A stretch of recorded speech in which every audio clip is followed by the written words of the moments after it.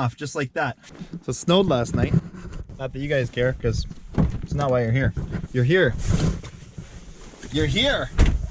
to find out more about this.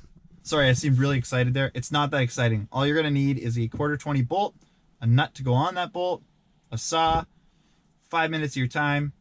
If your saw really sucks, or you suck with a saw, you're gonna need 6 or 7 minutes of your time. Let's get to it. I'm gonna really crank this thing down. I'm just gonna take a hacksaw, metal hacksaw blade. That's it, nothing fancy. Okay, you can use whatever you want. You can use a die grinder or whatever. We're just gonna take this right at the end of the threads here.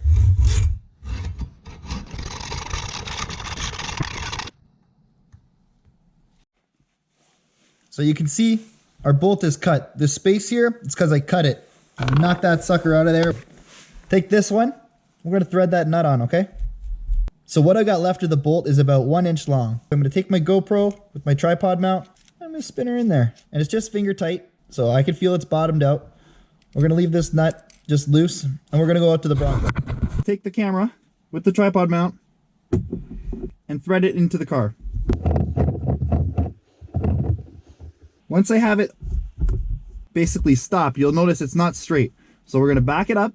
We're gonna point the camera roughly to where the wiper arm fastens to the vehicle. We're gonna take our 7/16 wrench and we're gonna give her a snuggin. Just like that. Now when we turn our camera straight, boom, done. We're good to go. I hope you guys found this helpful. If you did, give me a like, subscribe to the channel, comment below, tell me what you think. If you think it was cool, right, that was cool. If you didn't think it was cool, well, I'm sorry, but I never said it was cool. I just said it was free, easy, DIY, mount one camera, and it works. I'm gonna attach a video now to show you that it works. Hope you enjoyed the video. Hope you guys have a great day. Cheers.